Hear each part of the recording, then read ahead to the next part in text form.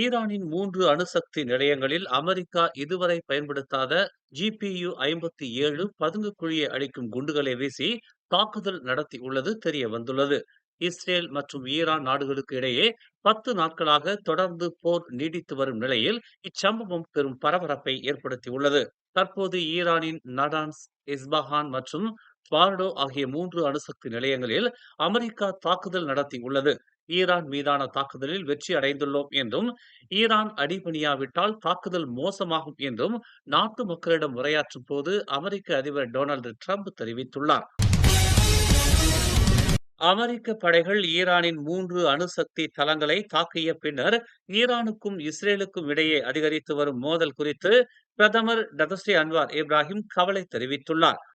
உண்மையான தீர்வுக்கான இஸ்ரேல் மற்ற நாடுகளுக்கு எதிரான அதன் ஆத்திரமூட்டும் மற்றும் வன்முறை நடவடிக்கைகளை நிறுத்துவதற்கு அழுத்தம் கொடுக்கப்பட வேண்டும் என்று அன்வார் வலியுறுத்தினார். அவர்கள் தாக்குதல்களை நடத்தி ஈரான் மக்களை கொல்லும் போது தவிர்க்க முடியாமல் பழிவாங்கும் நிலை ஏற்படும் என்று அன்வார் சுட்டிக்காட்டினார். காசாவில் கொலைகள் தொடர்கின்றன, அதில் பெண்கள் மற்றும் குழந்தைகளும் அடங்குவர் என்று அவர் சுட்டிக்காட்டினார். இப்போது இஸ்ரேல் ஈரானை தாக்குகிறது, அது பதிலடி கொடுக்கும் முடிவு செய்துள்ளது.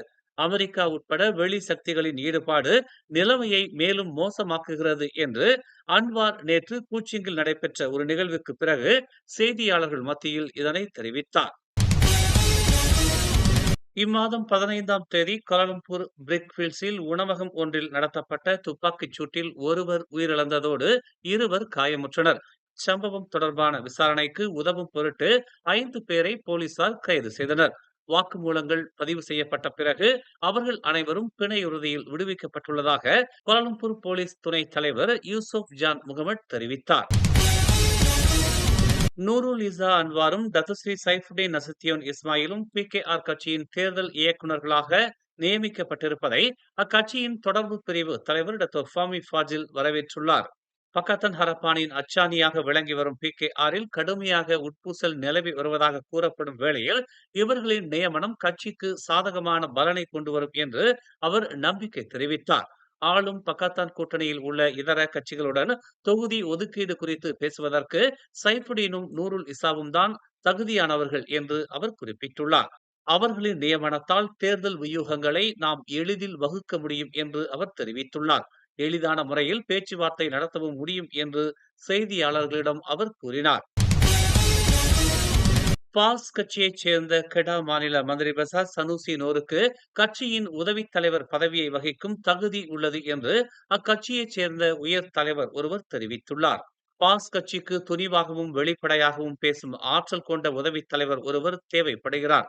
அதற்கு எல்லா வகையிலும் தகுதியானவர் சனூசி என்று பாஸ் கட்சியின் நிர்வாகக் குழுவின் உறுப்பினர் மொக்தார் செனி குறிப்பிட்டுள்ளார். வரும் கட்சி தேர்தலில் உதவித் தலைவர் பதவிக்கு போட்டியிட சனூசியின் பெயரை முன்மொழிந்து அலோஸ்டார் பாஸ் இளைஞர் பகுதி தீர்மானம் ஒன்றை நிறைவேற்றி இருப்பதை தாம் முழு மனதுடன் ஆதரிப்பதாகவும் மொக்தார் கூறினார். அரசியல் எதிரிகளை சமாளிப்பதற்கு துணிச்சலான ஒரு தலைவர் தேவைப்படுகிறார். அதற்கு வேண்டிய எல்லா தகுதிகளும் சனூசிக்கு உள்ளது என்று அவர் கூறினார். பேரா மாநிலத்தில் வரும் அக்டோபர் மாதத்தில் மாநிலம் முழுவதும் மின்னணு சிகரெட்டுகள் மற்றும் வேப்ஸ் விற்பனைக்கு தடை விதிப்பதற்கு பேரா அரசு இலக்கு வைத்துள்ளதாக தெரிவிக்கப்பட்டுள்ளது.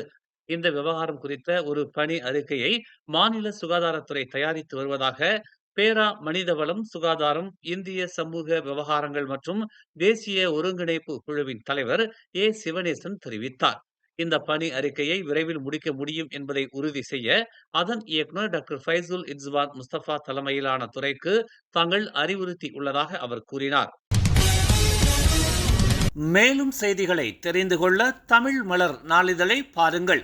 உடனுக்குடன் செய்திகளை தெரிந்து கொள்ள தமிழ் மலர் இணையதளம், தமிழ் மலர் செயலி மற்றும் மலர் டிவி யூடியூப் சேனலை வலம் வாருங்கள். எங்களோடு இணைந்திருக்க மலர் டிவியை பதிவு செய்து கொள்ளுங்கள்.